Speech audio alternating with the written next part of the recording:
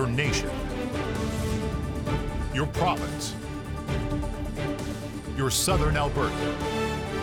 From the heart of Lethbridge, it's Bridge City News. Good evening, and thanks so much for joining us. Tonight we have an exciting show for you featuring the best interviews of Bridge City News. Hear from world-class guests on hot topics of today, plus connect with ministries who are touching people and changing lives. First up, Hal Roberts speaks with Troy Hicks, Fire Prevention Officer with the City of Lethbridge Fire Department, on the common causes of house fires and how they can be prevented.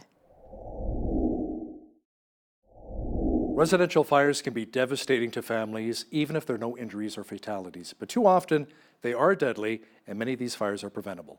Joining me now in studio to discuss fire prevention is Troy Hicks. He's the Fire Prevention Officer with the City of Lethbridge Fire Department. Welcome to BCN. Thanks for having me. So Troy, every spring we're reminded to change the batteries in our smoke alarms.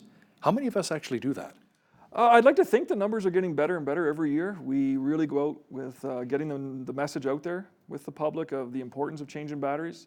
We get phone calls every year. People are amazed. They call us and tell us that their smoke detectors are beeping. And when I say to them, or any of our members say to them to change the batteries, they're like, no, they're hardwired. They don't take batteries.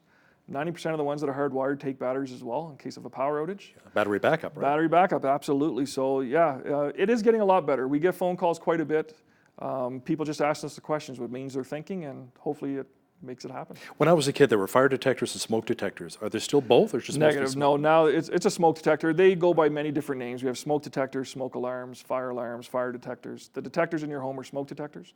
There is combination detectors as well. You'll have a combination smoke and carbon monoxide detector, which they meet CSA standards and they work as well. What about carbon monoxide detectors? I have one on every floor of my house. I've got a bi-level, one up, one down. Mm-hmm. Is that necessary? Carbon monoxide is heavier than air, so it would settle. It will go down to the basement. Depending on the type of appliances you have in your home, that'll give you your risk of your carbon monoxide. So any natural gas appliances, if you live in a home with an attached garage, and there's always the risk of running your car in your garage, hopefully with your door open, start it and then back out. But there is that risk that the carbon monoxide from the garage can come inside. So ideally, you want one on that level for sure. I have an upstairs, our main floor in a basement. Mine is downstairs, close to my furnace room, and that's where I keep it. My wife's always concerned about buying a house with an attached car garage. In case something happens with the car, catches on fire, it's attached to the house is going to go up. Or an detached car garage in the backyard, you stand a better shot of getting out of the house. What are your thoughts? You know what, with an attached garage, if they're built by code, they're actually fire separated from the garage into the house. Okay. Obviously, the risk is still high, and we do respond to a lot of garage fires that do eventually spread into the home. Lots of those, the main damage we get is that the person door that goes from the garage into the home itself, that has been wedged open. Or incidents where someone will smell a fire, smell smoke, they open up their person door, they look into the garage, they see the smoke, and without even thinking, they hit the garage bay door opener. That rush of oxygen just causes the fire to grow immensely, and then that's how it gets out of control. It feeds it, right? Absolutely. Fire needs oxygen to keep on burning, and a fire just wants to burn. It wants to eat up everything that's in its path and continue to go. So if we can have those doors, anyone with an attached garage, make sure that door closes, the person door going to and from, make sure it closes on its own, and it should latch. If it doesn't latch, have a look. WD-40 can fix the problem. Or if there's another issue, call someone in to have a look at it. But that door should always be closed. What are some of the common house fires? We've covered a few stories here on Bridge City News in Lethbridge about common house fires. Mm-hmm. Some were people smoking in their bed, smokers falling asleep. What are some of the common reasons for house fires today that we're seeing? The number one cause of fire we get in the city of Lethbridge is cooking fires. In the kitchen? In the kitchen, cooking fires, unattended cooking. People are busy. Sometimes we just don't pay attention. So you can't really turn the burner down and leave the house? You should always make sure. No. And we just went through Thanksgiving. We have Christmas coming up in another month. We'd like to remind people, when that turkey goes in the oven, I am not saying grab a chair and sit in front of your oven for the 4 hours and stare at it. But don't leave your house. If you're cooking, someone needs to be there. And you need to be paying attention. No different than barbecue fires. When we have a barbecue fire, I'm a firm believer of the only time a barbecue is clean when it's in the box at the store. Once it's used a few times, there is the risk. I'm not saying it's going to catch on fire, but there's always the risk it could, depending on what you're cooking. Check it. I have a 18-year-old son that I just recently, over the last couple of years, let to start barbecue. I've taught him, cook on low heat, go out and check it every couple minutes, and just then there's no risk. Barbecues, what about fireplaces? We've got Christmas just around the corner. It's getting cooler outside, there's snow, you know. We've got With the chimneys. fireplaces in people's homes, chimneys should be cleaned every year, Okay. Guaranteed. Another thing as well with fireplaces is the same thing. Don't overload your fireplace. If your house is cold, put a sweater on. Make sure you're putting that, read the instructions with your fireplace. Burn the proper amounts of what's supposed to be inside. Make sure it's like I said, the chimney's clean, and make sure you're watching your safety distances around. Fireplace needs to be installed properly. It needs to have proper safety distances. You know, we all remember growing up drying mittens and toques and stuff on the fireplaces or even on the kerosene heaters, which luckily aren't being used that often anymore. You don't want to put too much combustible stuff like gloves, toques on top of a fireplace. There's always a risk that if you forget about them, they could catch on fire with the heat. What about some of these prefabricated logs? I've been told sometimes in the past when it comes to wood-burning fireplaces, just burn the wood. Don't put those in because there's a lot of chemicals that are released into the flue, into the chimney. You know, I don't really know enough about them to really say if they'd be safe or not. I know they meet standards. One thing, if we continue to talk about things meeting code and meeting standards, I want to remind people as well is make sure they buy stuff Canadian, make sure they buy stuff that's CSA approved or ULC approved. That means it's been tested to Canada standards, and therefore it is safe to be used in any appliance here in Canada. Ordering things online, lots of people like to order stuff online, shop online, things like that. Pay attention where you're ordering from to make sure they actually do meet Canadian standards. What should we talk to kids about when it comes to fire hazards in our homes? Outside of don't play with matches and lighters, right? Absolutely. You know, we always go through the old sayings of stop, drop, and roll. If their clothes catch on fire, we always talk about the get low and go. When I do presentations at schools, by the end of the day, my knees are sore from crawling around the floor with the kids. And what we mean by that is fire departments all over North America highly recommend for people to sleep with their bedroom doors closed tight, regardless of age. And why is that? It'll keep all the smoke and heat on the other side. So we teach children, and you know, we should be teaching adults as well, that if they ever hear their smoke detectors go off, if their door is closed, they just touch the door with the back of their hand, make sure it's not too hot, and open their door. If there's smoke in their hallway, don't panic. The air down below is still nice and cool, and it's safe to breathe. Get down low, get on their hands and knees, and crawl to their closest exit to get out. If they're sleeping with their door closed and they open their door and the fire is right there, well, then they can keep that door closed. Get to their window, make sure someone knows they're there. Almost everybody, kind of regardless of age now, from about 10 up, has a cell phone. Most people take their cell phones to bed with them. If they're trapped in the room, then that's when they can call the fire department and let us know, and then that's when we respond to a call, that's the first place we're going. How about escape routes when it comes to our homes? You should have at least two. I am not a believer of, a lot of kids say to me all the time, oh, I'd break my window and jump out. No, that's just opening up another risk. We don't want that. So you need to have two ways out of your home. If you're coming out of your bedroom, you've got a front door or a back door. If your bedroom is in a basement, then your basement windows should be legal size, which means they are escape size in order to be able to get out in the event of an emergency. So we always tell people make sure they have two ways out, front door, back door, instance like that, as well as always having a meeting place. In the event of an emergency, 9 times out of 10 it happens in the evenings or at night. There's chaos, people are scared, they're confused. So if we practice these home safety drills with our families, people know where to go. And whether it's at a neighbor's yard, somewhere's a big tree that's beside the house, somewhere's where everyone will know where to go, they can stay there, they're safe, they could call 911 from there or from a neighbor's house, and the fire department can get there. When it comes to fire extinguishers, Troy, are a lot of them the same, that they can attack grease fires, electrical fires, wood-burning fires? Fire extinguishers there's 5 classes of fire. They go A, B, C, D, and K. The fires we're going to have in our homes are ABC fires. A Class A fire is an ordinary combustible fire. So think of A for the word ash. What turns into ash? Wood, cardboard, paper, leaves, things like that. You can use water to put it out. A Class B fire is a flammable liquid fire. At a home, that would be considered a grease fire.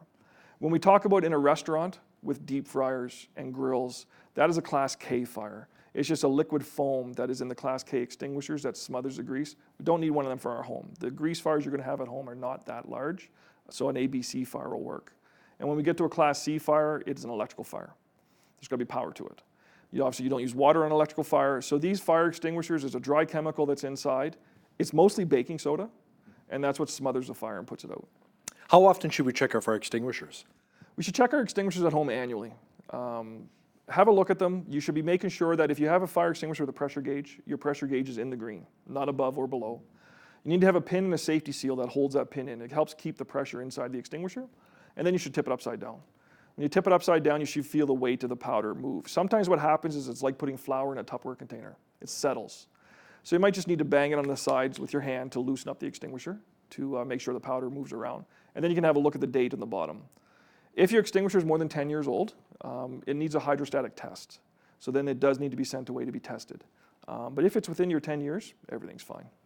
What about sprinkler systems? Are they still quite common in today's modern homes? We are in the process, and we have been for years, of trying to implement domestic sprinklers.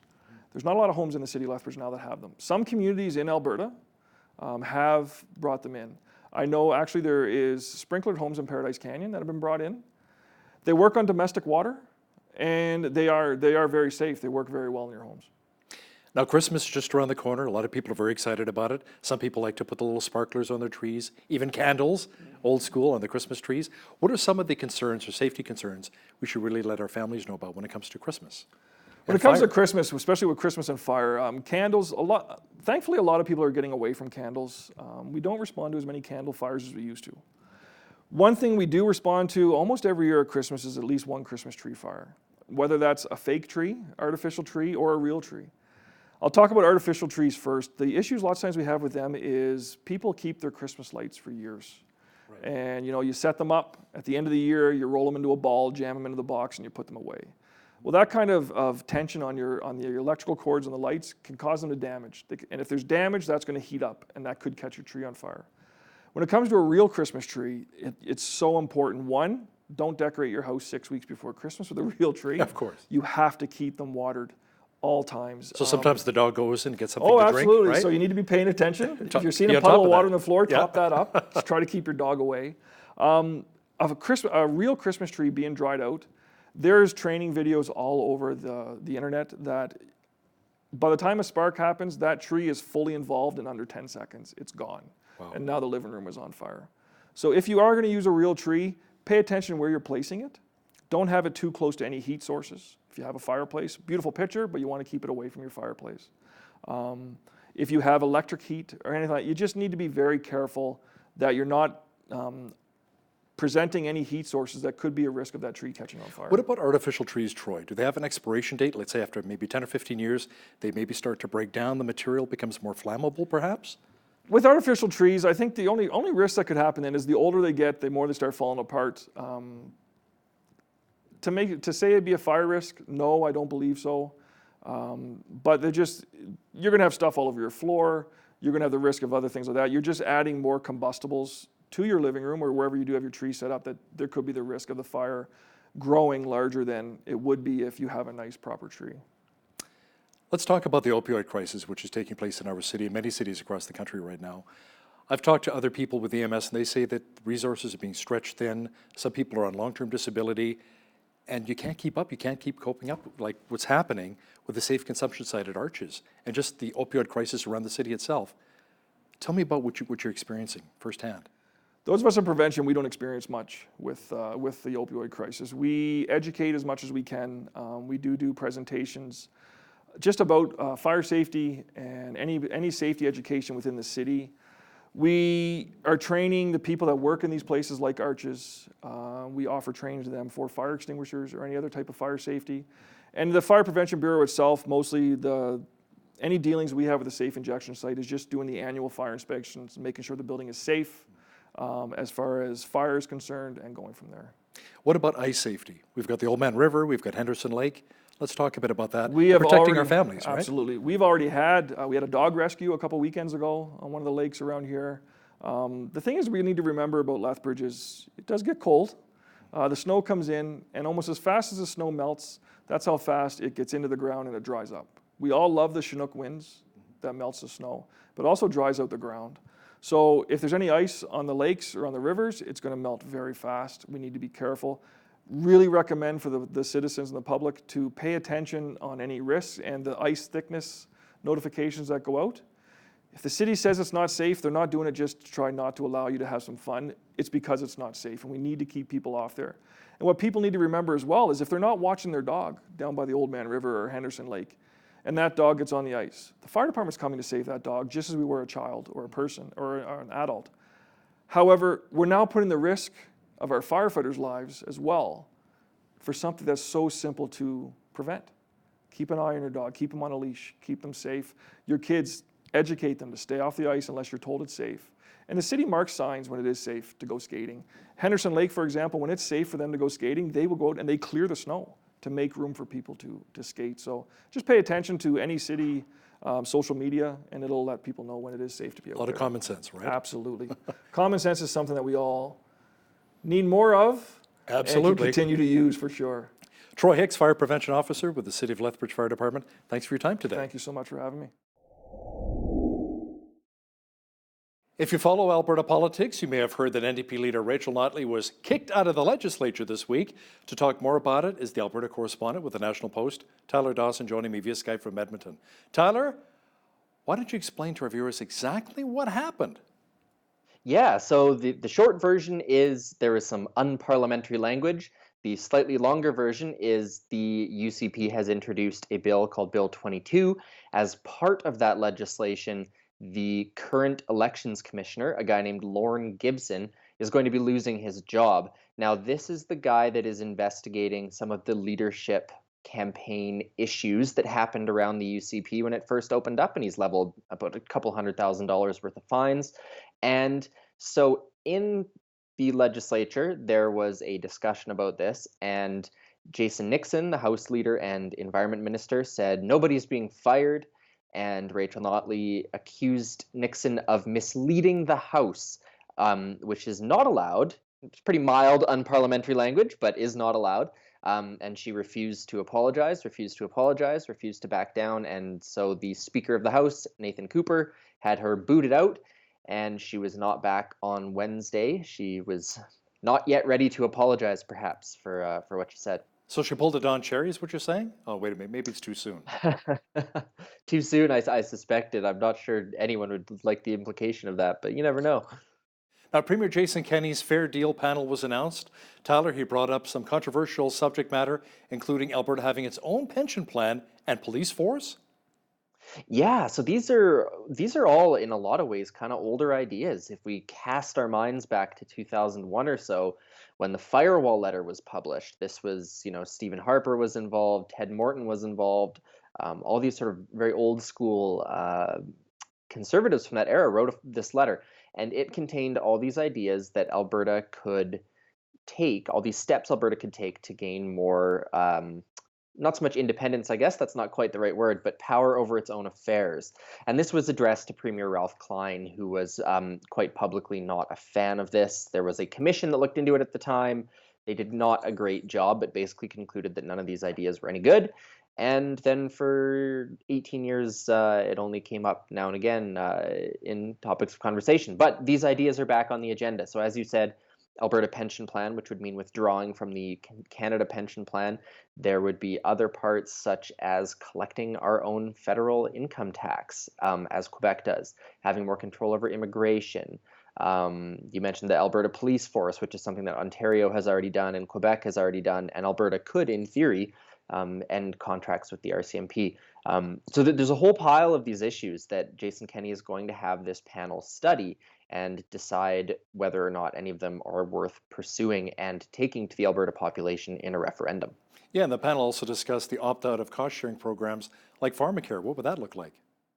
Yes, that's right. So seems to me that is a big ask in this thing. I don't know how a provincial government says, well, we don't want to pay into this thing, so we won't be a part of it. But that is one of the things they're going to look into, is if the Alberta government, if the United Conservatives do not want to administer or pay for a national pharmacare program, they are going to attempt in some fashion to not be a part of that. I haven't the foggiest how that sort of thing would look, but I mean, at the end of the day, I suppose healthcare is a provincial responsibility. So maybe there's some wiggle room there.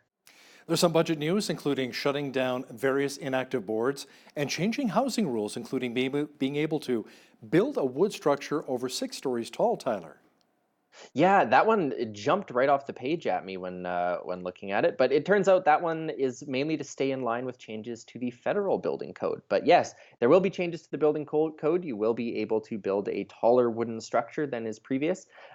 This is a sort of a larger part of the red tape reduction plan the NDP, the UCP is embarking on right now, as well as saving money from various parts of the government that don't really need to be operating anymore. So some of these boards are basically inactive boards, but they still have reporting requirements, for example, that cost a little bit of money. Some of them are just being brought under the auspices of their various ministries. So the board is sort of disappearing, but its functions won't. As we talked about in the beginning, part of this is the ending of Lauren Gibson, the elections commissioner's current role, and moving that into the elections office. So whole pile of different things happening. It's one of those, a person can barely keep track of everything that's going on this week. The farm repeal bill is coming up. Now, this is a story you'll be covering for the National Post, Tyler. Share with our viewers what exactly it's all about. Right, so viewers will remember Bill 6, the very contentious NDP farm safety bill that put in a bunch of new rules. And the big thing that one did was that it made farm workers covered by workers' compensation. So if you were a very large farm operation that had private insurance, you had to switch over to workers' compensation board, and all workers had that. Now, what the UCP is proposing is breaking farms into two different classifications. So you'll have a small employer and a large employer. And the small employer is going to be 5 employees or less, not including family members and not including people who work less than 6 months. So it's basically 5 full-time employees, shall we say, or almost an entire year employees that will give it this small designation. And then over that, so 6 people and up, you're a large farm. So these small farms have a whole pile of exemptions.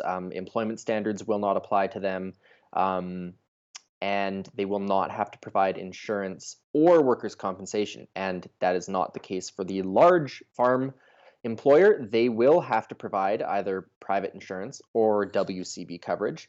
And they, I believe, have some labor stuff that remains a little bit similar labor rules in place as they are now.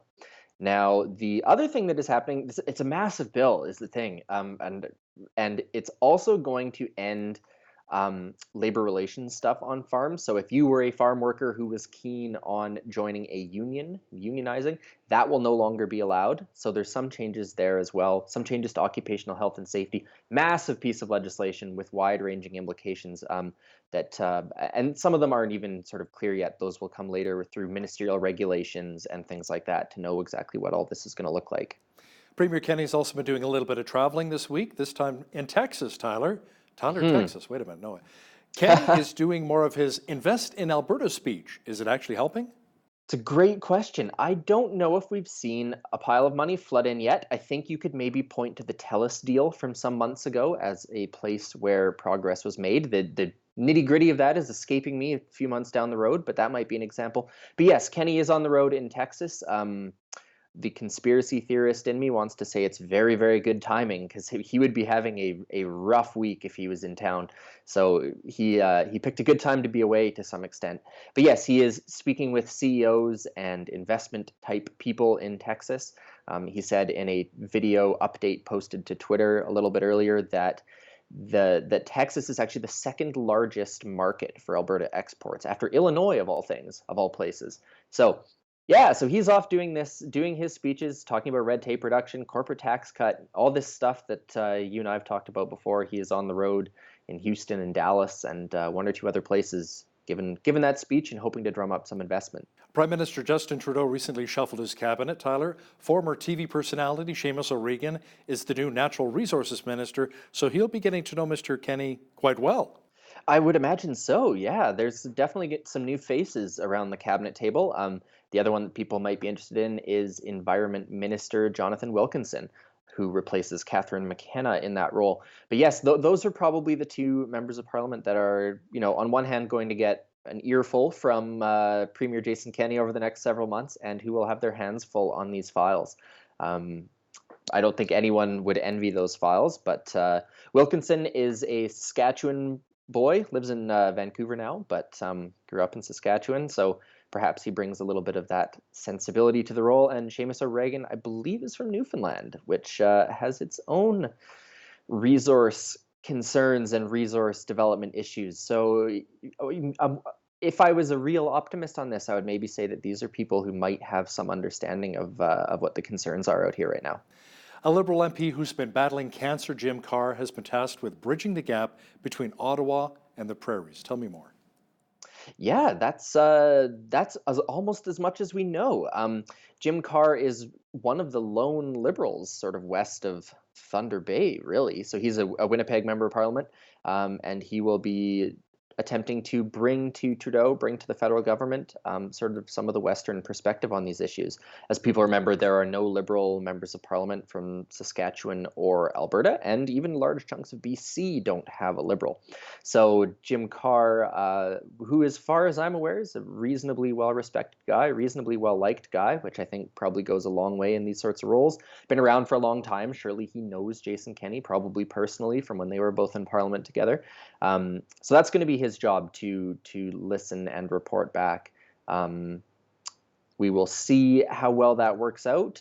This is alongside, of course, other people who've been appointed in some fashion. Anne McClellan is involved in this sort of Western panel thing that's going on. So, perhaps regardless of what happens or what tangibly happens, I think that Trudeau can point to this as something concrete that he's done to say, look, I am actually trying to listen. Whether or not that leads to some of the changes that people out here would like to see is maybe a separate question. The fact that the Liberals were shut out of Alberta and Saskatchewan, no MPs elected here, how much will that hurt the relationship then between Ottawa and the prairies? Yeah, a lot of people have raised that as a concern over the past several weeks, and I have to admit that I'm not especially concerned about it. And not because I'm sort of like, you got to dance with the one who brung you sort of thing. It's not that I'm not sympathetic to that point, but it is that we have representatives in Ottawa. They just happen to be Conservatives and one New Democrat. And the role of all backbench MPs, whether in opposition or on the government side, I think, is to hold the government to account. So given that, I would expect that the people who we've sent there will represent us to the best of our ability. And I also don't think there's any real indication that having a Liberal MP would actually change things all that substantially. Premier Jason Kenney and Premier Scott Moe have been very vocal about what they want. Albertans can write to all their members of Parliament. They can write to the Prime Minister. I think there are other ways to make our voices heard and raise concerns, without, as came up at the Manning Conference week recently, without whining too much about it. Some of your brothers and sisters in the print media recently lost their jobs. As the axe fell on the Toronto Star, hundreds of people lost their jobs. Tyler, it looks like the media landscape is changing once again.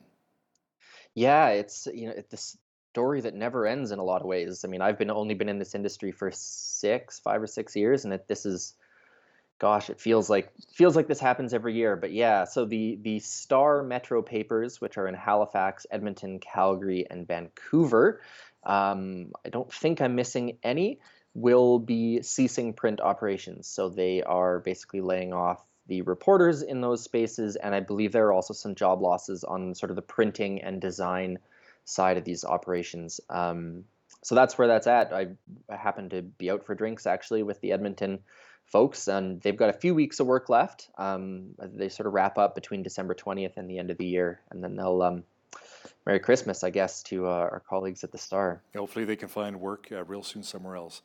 The Alberta correspondent for the National Post, Tyler Dawson, thanks a lot for your time from Edmonton. Thanks, Al. Living in Canada, we sometimes face severe challenges in living out our Christian faith, but compared to what takes place in other countries around the world, we have much to be thankful for. Today, we're going to hear some of the stories of Christians going through extreme difficulty, and we'll also hear how we can help out. Joining me now from St. Albert, Alberta, is Greg Musselman, spokesperson for Voice of the Martyrs. Greg, welcome back to BCN. Hey, it's good to be with you again. Greg, let's talk about the persecution of Christians in Pakistan. How bad is it there right now for believers? Well, it's extremely difficult. Now, it all depends on what area of the country that you live in. In some of the rural areas, it's very dangerous. And even in some of the city areas like Lahore, where I've been several times, where churches are attacked and, Christians are, arrested. One of the things, Hal, that goes on is this blasphemy law. and often it's used against Christians. There's less than 2% of the population of Pakistan is Christian. Majority, of course, is Muslim. It's the Islamic Republic of Pakistan. So it's very difficult for Christians there. And anytime there's like a land grab kind of situation, Christians will be accused of blasphemy. They're put in prison. Of course, we all know the story of Asia Bibi, who spent many years in prison in Pakistan. Of course, now she's here in Canada. But Asia is here and in freedom finally after all that time in prison. Many of our brothers and sisters in Christ are suffering.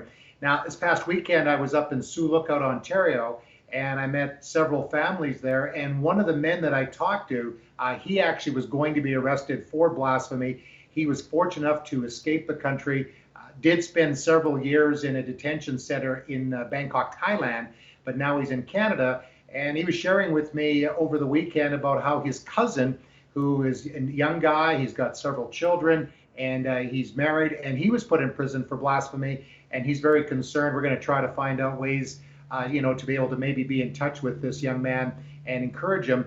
But they live with us every day. There's, again, there's not only the attacks that we hear when explosions take place in churches, many killed, but, also just the everyday living in a culture that, for the most part, is against the people that follow Jesus. Are there some areas of Pakistan that are more free than others, or is it basically dangerous everywhere throughout the country? Well, there's pockets. I mean, you can be in a big city like Lahore, Karachi, some of those spots, and in some neighborhoods, there's relatively no violence. But one of the things that the believers that I talked to on the weekend said is, yeah, things can be going along, but there's always that potential of things happening.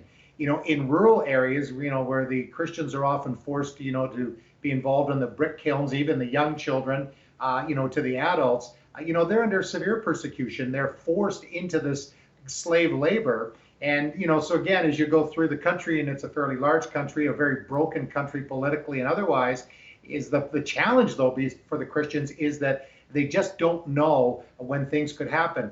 One of the families that I was privileged to be sort of the go-between, I was contacted on Facebook by this brother named Saran. And, he told me of his situation, and he was at that point in these detention centers in Thailand.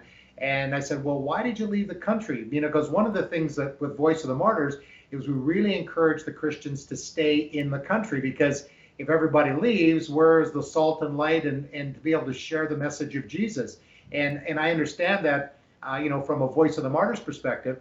But as a dad, knowing that this, Saran and his wife, Charmine, have two young daughters, and because they were involved with a Christian school in their area, that one day a militant Islamist came up to the door and said, if you don't stop, we're going to kidnap your daughter. And that for them was the last straw. They packed up their bags with some help from friends. They made their way to Thailand, and I mean, that it was an ordeal in itself, but at least they escaped the country. So, I mean, this is the situation facing Christians all the time. And, you're in a church on a Sunday morning. You and I don't have to worry about a bomb exploding, but that is the pressure that they're living under there. Is the Christian church shrinking in numbers with all of this persecution, Greg? Well, that's hard to know, Hal, because we know that thousands, as an example, have left Pakistan for countries like Thailand, some in Malaysia, and then making their way to Canada, the United States, Australia, and some of those other places. But definitely the message of the gospel is going forward. And, we work in Pakistan. I've had the opportunity of, teaching at the Bible College and documenting stories of persecution. But the thing that's quite interesting is, you would have those that maybe have a long history. Their grandparents were Christians and their parents were Christians. They're Christians now, and they're leaving the country. On the other hand, many of the people that I've talked to and that we work with are Muslim background people. They've had dreams and visions of Jesus, or somebody has shared the message of God's love with them. There's through radio and television.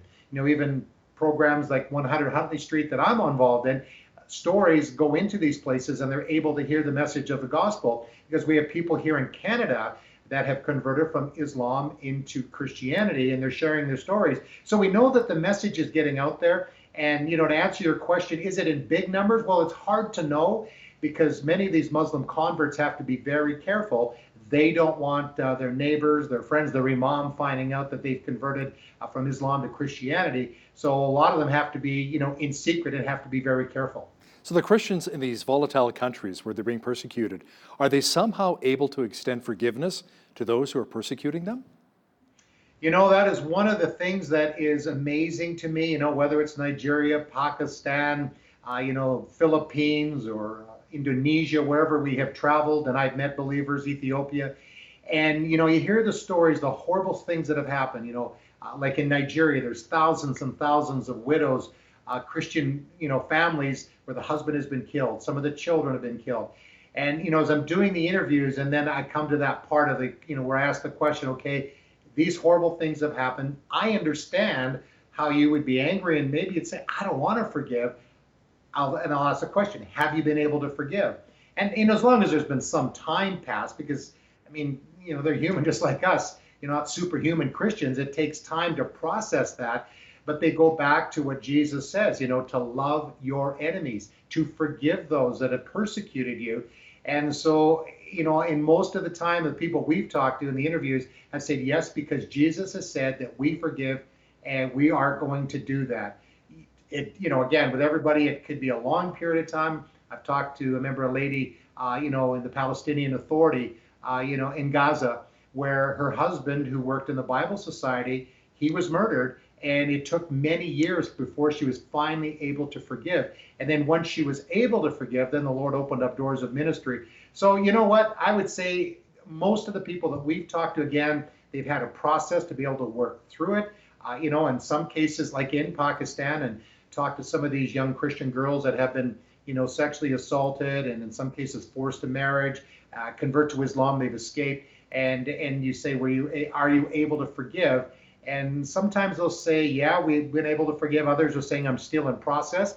I know what the Bible teaches, but I'm still trying to work on it. Now, Greg, you mentioned Aja Bibi earlier. Any update on how she's doing with her family, and maybe give our viewers a little bit of background on her story? Well, Asia Bibi was arrested, more than 10 years ago. She was charged with blasphemy. She was working in a field with Muslim women. She's a Christian. And, she was having a drink of water and she offered her cup to another person that was working. And they said, no, you're an infidel, and all that kind of thing. And it erupted into some argument. What was said, we're, not totally sure. Asia says she did not, blaspheme Muhammad or the Quran or Muslim people. She just merely stated her Christian beliefs. And for that, she was arrested, spent many years in jail. She was given the death sentence. It was overturned. And then, a year or so ago, she was told that she was, had been exonerated and she was able to leave the country. That caused, the militant Islamists then to start getting all angry and protesting. And of course, the government was afraid that there'd be riots and people would be killed. Eventually, she was, able to get out of the country. She's in Canada now. I've only seen one interview that she's granted so far. It was in print. She's still fearful. She's here in Canada somewhere, and she's actually been reunited with her children, and we're thank the Lord for that. A lot of pressure was put on the government of Pakistan, including our Canadian government, and we're grateful for their, getting involved and getting her released. She's now talking about at some point that she would like to go to Europe, but at least we know for now she's safe. And, just trying to recover too. I mean, you can't imagine what she's been through. And she's grateful though. And she says she misses Pakistan. And I think I would miss Canada if I was in another country as well. But even all that she went through, she knows that's probably never going to happen. But for now, she's safe. The South American country Colombia is not usually a place thought of where Christians would be persecuted. But Greg, that is definitely the case. Can you explain what's going on there? Well, Hal, there was a time, 10, 15 years ago where the highest number of pastors being killed, for their faith was in Colombia. Now, we're familiar with a group called FARC, the Revolutionary Armed Forces of Colombia. They're a guerrilla organization. They, trying to bring equality into society. Well, in order to fund what they were doing, they got into the drug trade. They also got into kidnappings, and they caused massive destruction in the country, controlling about a third of Colombia. Now, most of it was in the rural areas, and they destroyed all churches. Now, the reason that Christians were so persecuted is that the pastors were in their churches saying, you don't join these guys. They're killers, they're terrorists, they're involved in the drug trade, they're poisoning people. And so as a result of that, the FARC would then go after the pastors. They see them, of course, as the leaders. And the FARC and the paramilitary, which is on the right side, also involved in terrorism. And then you've got your military. Well, they work, under under an army kind of scenario, military scenario. So they take out the general, would be the pastor of the church. So Christians have endured a lot. I mean, the country itself has been, a lot of warfare, a lot of death, but Christians particularly targeted. The people that we've been working with are like up in the Andes Mountains. These are indigenous believers. And the reason they suffer persecution is because you've got the communists, that kind of thing. You've got a mix of Catholicism and paganism. It's a mess. And so for those that say, you know what, I want to follow Jesus, they understand the message of the gospel, the good news, God sent his son into the earth, and they came in a relationship with him.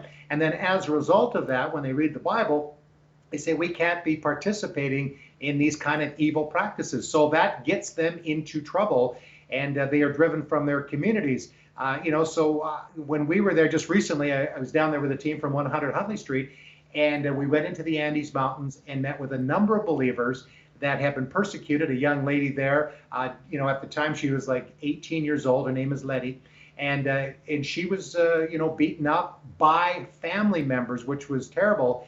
And so we heard many stories like Letty's, her mom, and others that have suffered because of their Christian faith.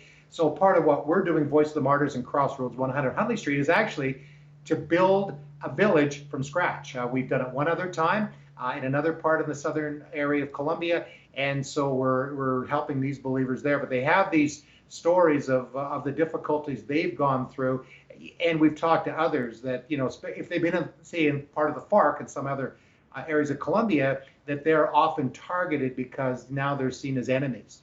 Algeria is a country in North Africa located between Morocco and Libya. Now, that's also a country known to persecute Christians. Is a lot of that to do with the government and the culture there, Greg? Yeah, and actually, and maybe you'll be able to even run this video that we've been able to, get from our friends in Algeria, is police officers actually went into a church, and it was one of the largest Protestant church, actually full gospel church in Algeria. And the police came in. Of course, everybody has got their cell phones and video, and they're videoing as the police officers, enter into this church of more than 800 people and say, you don't have authorization to be able to be meeting here and having worship services. And but the people were singing, they were worshiping the Lord. And then the pastor there, Sila, got up and said, to the police officers and the congregation, respectfully, he said, you know what, we are doing this because we have the right to be able to do this. And this is how we answer your, trying to close us down, as we worship and praise God. And Algeria is a country that is listed as more than 99% Muslim. And so there's not a lot of Christians in Algeria.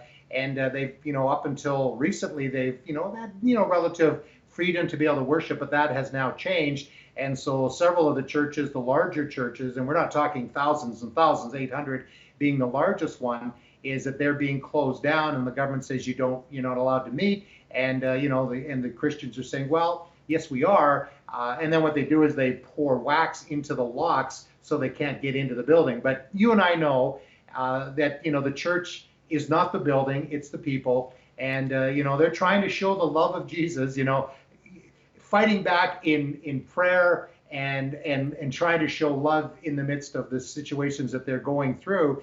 But I've been very impressed, what the reports I've had, and we work in that, northern part of Africa, is the response has been in a way that's not in a violent way or anything like that, but just saying, okay, we're going to worship our God, and they're just believing that the Lord is going to intervene. That's why we need to be praying. Greg Musselman, spokesperson with Voice of the Martyrs, thanks so much for joining me today from St. Albert, Alberta.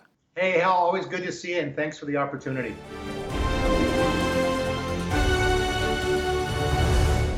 It seems today's children have more fear and worry about than a lot of past generations. Perhaps it's a little to do with being focused on superheroes more than ever before, DC Comics and Marvel. Joining me now via Skype from Clarenville, Newfoundland, about 2 hours west of St. John's, is Julia Ball, a children's and families pastor and author of Conquering Fear. Julia, welcome to BCN. Hi, thanks for having me. So what is your book Conquering Fear all about? I'm guessing conquering fear might be a good start. Yeah, you got it. So it's a devotional for kids ages 10 to 12, basically based on the fact that Jesus is the ultimate superhero and he can help us conquer fear.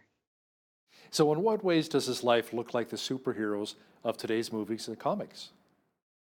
Well, of course, on a kid's level, we would say that Jesus had the best superpowers ever. He could heal, he could do miracles, he could do anything.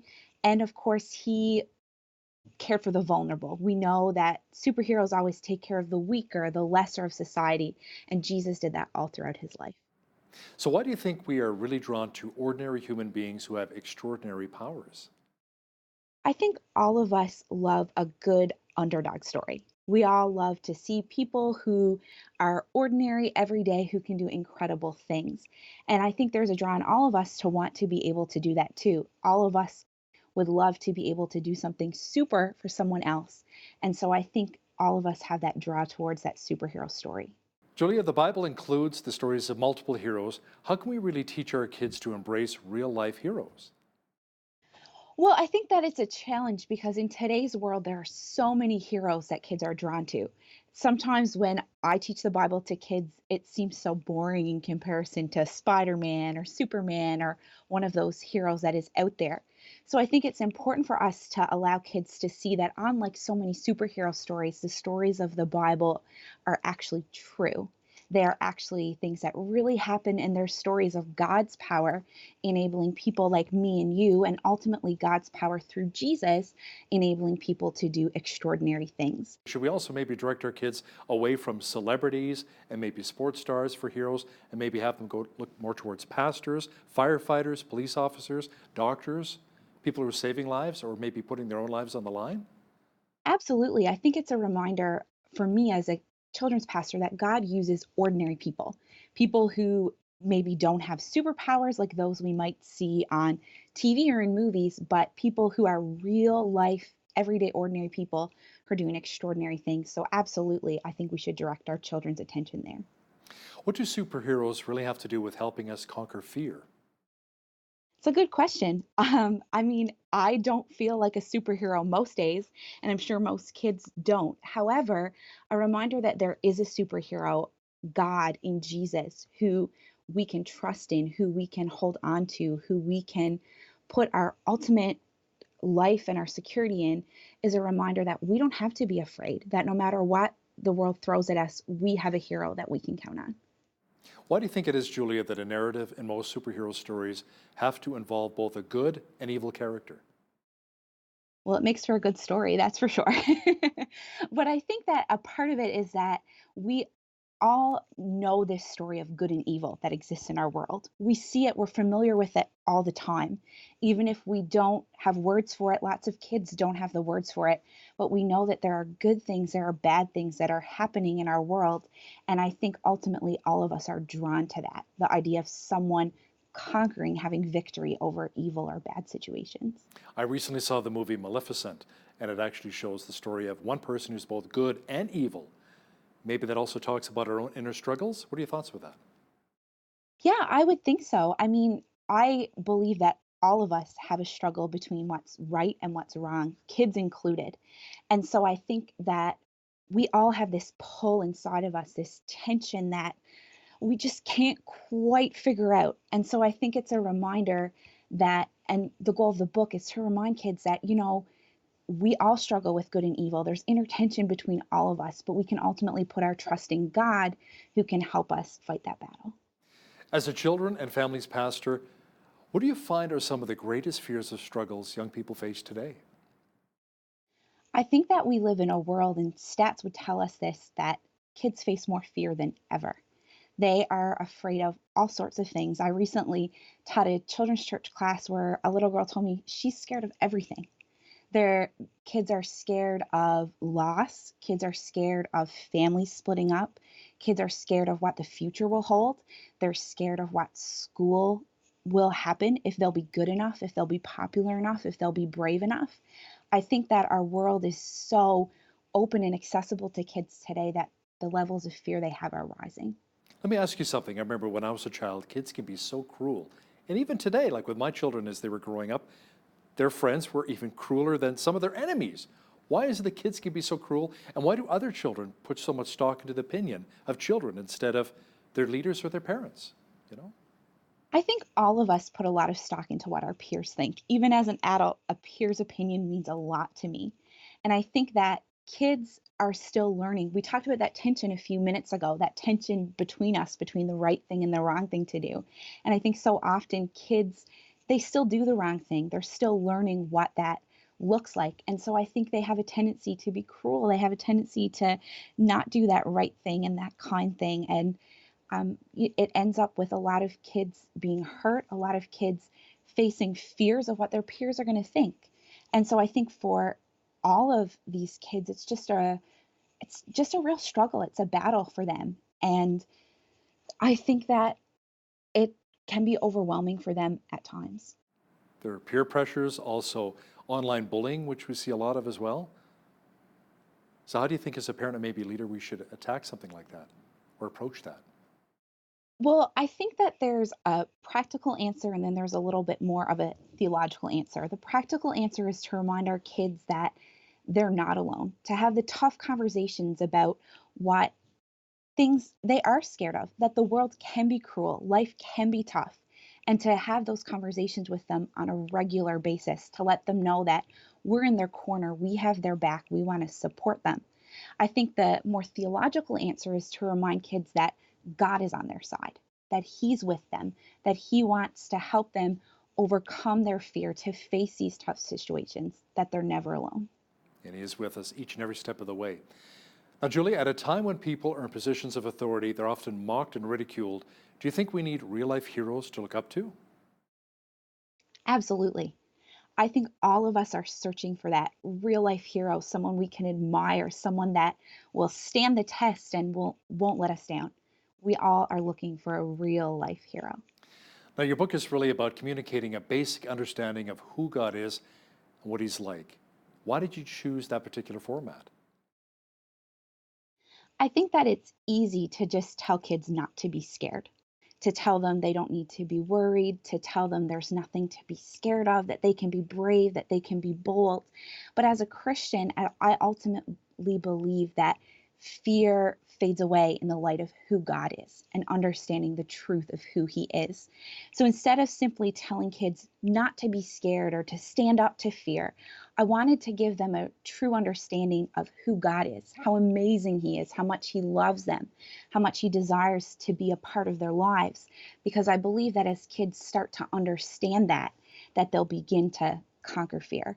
So instead of starting with the problem, I wanted to start with the solution. And once kids grasped that goodness, that greatness of God, I felt like they would be able to conquer fear in their lives. What do you think parents and maybe churches are doing well or not so well to help future generations know and understand God? I can only speak from my own experience, but I think one thing that churches are doing really well is giving kids lots of information. We live in a world where there are so many resources, where there are so many opportunities for kids to learn and to grow and to understand. And I see kids in my own ministry, in my own church, who have such a great grasp of who God is. They're understanding the Bible, they're understanding what God is doing in their lives and in the world. So I give props to churches who are doing that and who are doing that well.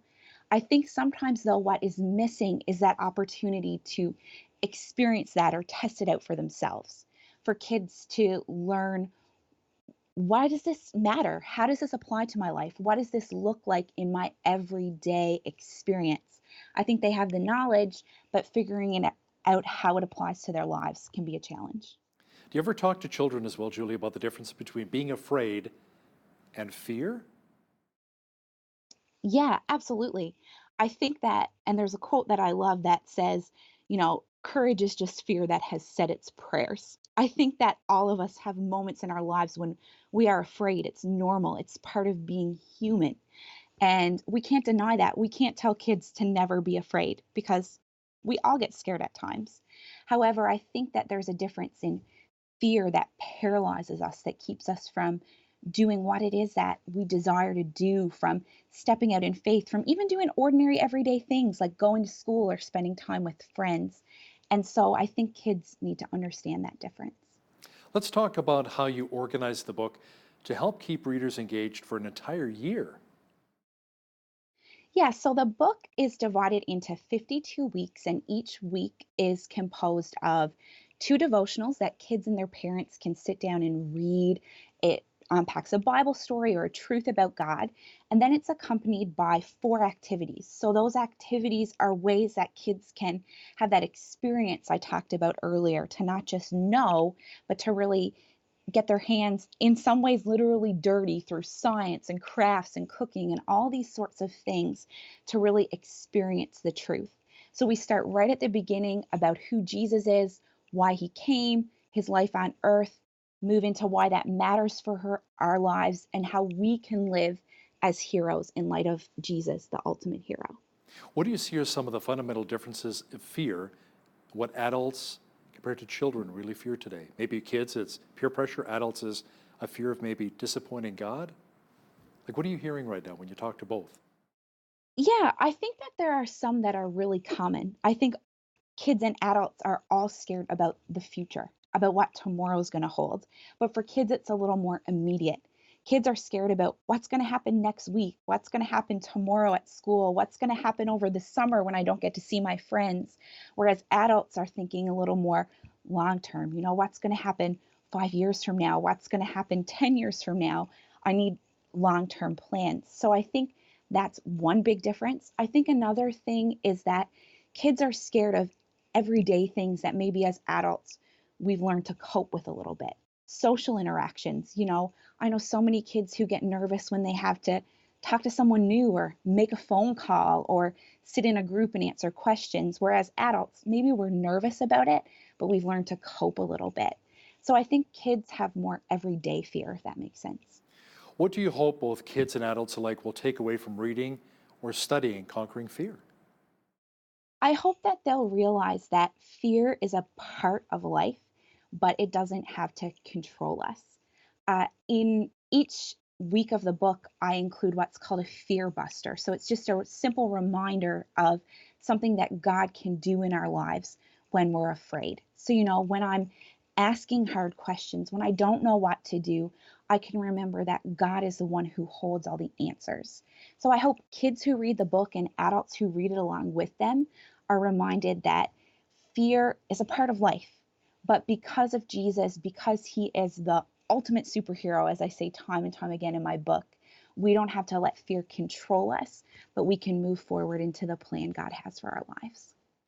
Julia Ball, a children and families pastor and author of Conquering Fear. Thanks a lot for joining me today from Newfoundland. Thank you so much. On behalf of all of us here at Bridge City News, I'm Hal Roberts. God bless. Thanks for watching.